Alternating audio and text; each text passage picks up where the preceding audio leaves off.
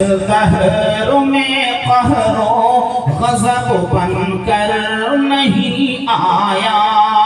کہ میں اس دہر میں قہر و غضب بن کر نہیں آیا میں کیوں ان کے لیے قہر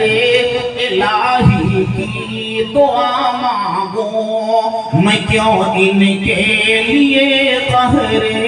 الہی کی دعا مانگوں بشر ہیں بے خبر ہیں کیوں تباہی کی دعا مانگوں بشر ہیں بے خبر ہیں کیوں تباہی کی دعا مانگوں کہیے صلی اللہ علیہ وسلم قربان جائیے اس ذات گرامی پر کہ جن کی جوتیوں کو خون سے شرابور کیا نہ ہمجاروں نے آپ کے اوپر پتھر برسایا لیکن آپ نے یہ نہیں کہا کہ تمہارے پتھر کا جواب میں اینٹ سے دوں گا ایٹم بم سے دوں گا بلکہ ان کو دعاؤں کا تحفہ پیش کیا تو بتاؤ اے عشق رسول کا دعویٰ کرنے والوں اے قرآن مقدس کو پڑھنے والوں میں تم سے سوال کرنا چاہتا ہوں کہ تمہارے پاس دنیا کی سب سے مقدس ترین کتاب موجود ہے تمہارے پاس توریت کا خلاصہ بھی موجود ہے تمہارے پاس انجیل کا خلاصہ بھی موجود ہے تمہارے پاس زبور کا خلاصہ بھی موجود ہے تمہارے پاس بائبل کا خلاصہ بھی موجود ہے تمہارے پاس گیتا کا خلاصہ بھی موجود ہے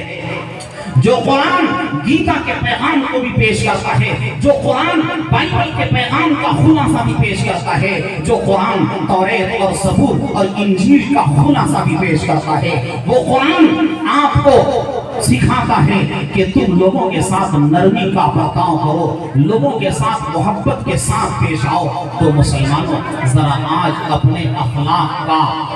مظاہرہ کرنے میں تم سوچو کہ ہم غیر مسلم بھائیوں کے ساتھ کس طرح کا برتاؤ کرتے ہیں اگر ہمارا برتاؤ سرکار مدینہ جو سب کے نبی ہیں چاہے وہ ہندو بھائی ہوں چاہے وہ سکھ بھائی ہوں چاہے وہ عیسائی بھائی ہوں وہ سب کے پیغمبر ہیں صرف مسلمانوں کے پیغمبر نہیں ہیں وہ ساری دنیا کے لیے پیغمبر بن کر کے آئے اعلان کیا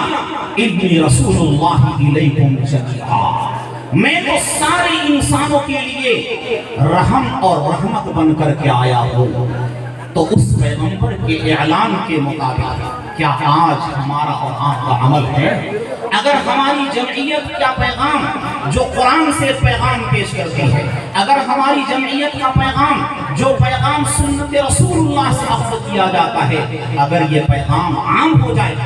اگر یہ پیغام قریہ قریہ بستی بستی ضلع ضلع عام ہو جائے ہم اس تنظیم کے پیغام کو عام کرنے میں اگر ایڑی چوٹی کا زور لگا کر کے لگ جائیں تو میرے بزرگ اور دوستو ہمارے صبح ہمارے ضلع نہیں بلکہ ملک ہندوستان کا نقشہ ہی نظر آئے گا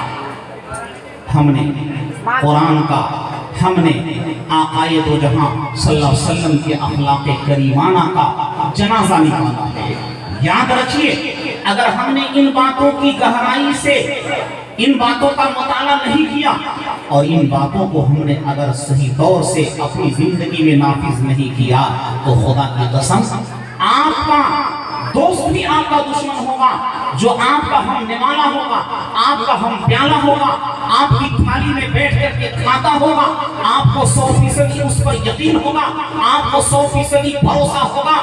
اللہ اس کے دل کو پھیر دے گا کہ تمہارے پاس ایک سچی کتاب موجود تھی ہم نرک میں جا رہے تھے تم نے ہمیں سورگ میں جانے کا راستہ کیوں نہیں دکھایا اسی موقع کے لیے علامہ اقبال نے کہا تھا نہ سمجھو گے تو مٹ جاؤ گے اے ہندی مسلمانوں تمہاری داستان تک نہ ہوگی داستانوں میں ہم نے قرآن کے پیغام کو چھپایا ہے ہم نے قرآن کے پیغام کا جنازہ نکالا ہے آج مسلمان پھر مسلمان بن جائے تو اس دھرتی کا نقشہ بدلا ہوا چاہے وہ سعودیہ کا مسلمان ہو، چاہے وہ دبئی اور کویت کا مسلمان ہو، حقیقت معنوں میں اسلام کے پیغام پر کسی ملک کا مسلمان کھڑا اترنے کے لیے تیار نہیں ہے۔ جس دن مسلمان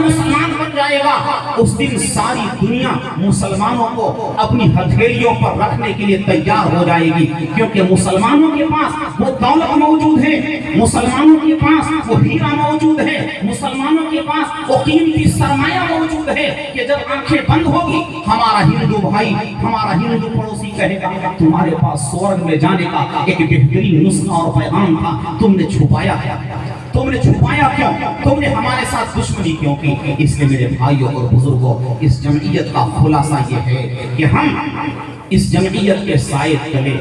پورے ملک اور پورے صوبے میں ہم بھائی چارے کا ماحول قائم کریں گے، ہم ایک دوسرے کی نفرت کو دور کرنے کا کام کریں گے، ہم ایک دوسرے کے ساتھ بھائی بن کر کے زندگی گزاریں گے، تمام دکھوں میں، مسائل میں، پریشانیوں میں، ہم ہاسپٹلوں میں جا کر کے ہم دیکھیں گے کہ ہاسپٹلوں کے بیڈ میں اگر ہمارا کوئی ہندو بھائی لیٹا ہوا ہے، آپ جا کر کے اس کے حالات کو معلوم کریں کہ ہمارا یہ ہندو بھائی جو بستر علامت پر پڑا ہوا ہے، بیڈ کے اندر پڑا ہوا ہے، اس کے گھر کی پوزیشن کیا ہے، اس کے گھر کا حال کیا ہے، کیا یہ دواؤں کی پرچیوں کی قیمت ادا کرنے کی صلاحیت رکھتا ہے یا نہیں؟ آپ نماز مختصر پڑھیے، آپ جا کر کے دیکھیے کہ آپ کے ہندو بھائی کا ہاسپٹل کے اندر کیا حال ہے۔ اگر آپ کا بھائی کرا رہا ہے، آپ کی نماز لمبی ہو رہی ہے، رات بھر آپ سجدے میں مبتلا ہے، سجدے میں مشغول ہیں، اور آپ کا ہندو بھائی ہاسپٹل میں کرا رہا ہے، اس کے پاس پیسے نہیں ہیں کہ بلڈ کی قیمت کو چکا سکتا ہو، اس کے پاس انتظام نہیں ہے کہ وہ باٹل چڑھا سکتا ہو، تو آپ سے پوچھ ہو جائے گی کہ تم لمبا سجدہ کرنے میں مشغول تھے اور ہمارا ایک بندہ وہ بستر علالت پر کرا رہا تھا، تم نے اس کی خبر گیری نہیں کی۔ تمہارا حق بنتا تھا کہ میں نے تمہیں جو دولت کا خزانہ دیا تھا، میں نے جو تمہیں روپے پیسے کا ڈھیر دیا تھا، تم نے اپنے بھائی اور اپنے پڑوسی کی زندگی کے حالات کا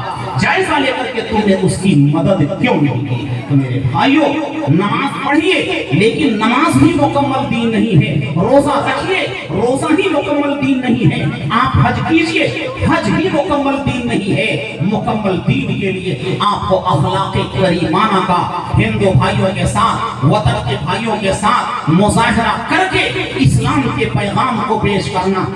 یہ آپ کی اہم ذمہ داری ہے۔ اگر ہمارے وطن کے بھائیوں نے قرآن جیسے مقدس پیغام کو اگر نہیں سمجھا، نہیں سمجھنے میں قصور آپ کا ہے، آپ نے سمجھایا کیوں نہیں، آپ نے منت و سماجت کیوں نہیں کی، آپ نے ان کے سامنے یہ نسخہ کیمیا کیوں نہیں پیش کیا کہ ذرا میرے بھائی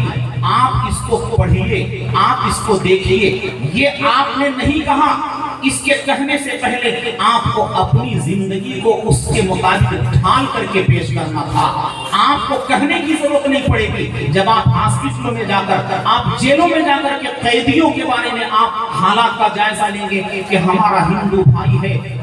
ہندو بھائی کی بیوی رو رہی ہے، تڑپ رہی ہے کہ اس کا لختے جگر جیل کے اندر کڑ رہا ہے، یہاں اس کی ماں تڑپ رہی ہے، ضمانت دلانے کے لیے، جیل سے چھٹکارا دلانے کے لیے اس کے پاس پیسہ نہیں ہے۔ اگر ہماری جمعیت کا کوئی رکن اور کوئی ممبر جا کر کے اس کے گھر کی خیر خبر لے گا، اس کے گھر کی خبر گیری کرے گا اور جا کر کے ضمانت کی رقموں کو اکٹھا کر کے وکیل سے رابطہ کر کے اگر کہے گا کہ یہ ہمارا بھائی ہے، اس بھائی کو ضمانت ملنی چاہیے، لو جو خرچ لینا ہے لے لو، تم کیس لڑو، تو اس ماں کا دل بھر جائے گا، اس ماں کے دل کے اندر خوشی آئے گی، اس ماں کے دل سے دعائیں نکلیں گی۔ یہ اخلاق کریمانہ کا مظاہرہ کرنا یہ مسلمان کی ذمہ داری ہے۔ ایسے موقع پر ہم اخلاق کو کیوں بھول جاتے ہیں؟ یہ اسلام کے پیغام کا خلاصہ ہے، یہ جمعیت کے نظام اور پیغام کا خلاصہ ہے۔ آج انہی باتوں کو سمجھنے کے لیے ہم یہاں پر موجود ہیں، حاضر ہیں۔ باتیں رسول اللہ کی ختم نہیں ہوں گی، باتیں قرآن کی ختم نہیں ہو سکتی ہیں، راتیں گزر جائیں گی، باتیں ختم نہیں ہوں گی، لیکن چھوٹا منہ اور بڑی بات، میں حضرت والا کے سامنے گستاخی نہیں کرنا چاہتا، لب گشائی نہیں کرنا چاہتا۔ اگر آپ کے مہمانان مکرم تشریف لا چکے ہیں تو آپ اپنے عمل کو شروع کریں، پھر حضرت والا کے بیانات سے ہم بھی مستفید ہوں گے۔ میں تو بار بار آپ کے سامنے سما فراشی کرتا ہوں، لیکن حضرت والا کو آپ نے فلائٹ سے بلایا ہے، یہ موقع ہمیں اور آپ کو بار بار نہیں ملے گا، اس لیے انہی باتوں پر اپنی تقریر کو میں ختم کرتا ہوں۔ رب ذوالجلال ہم سب کو ان باتوں پر عمل کرنے کی توفیق عطا فرمائے۔ وآخر دعوانا ان الحمد للہ رب العالمین۔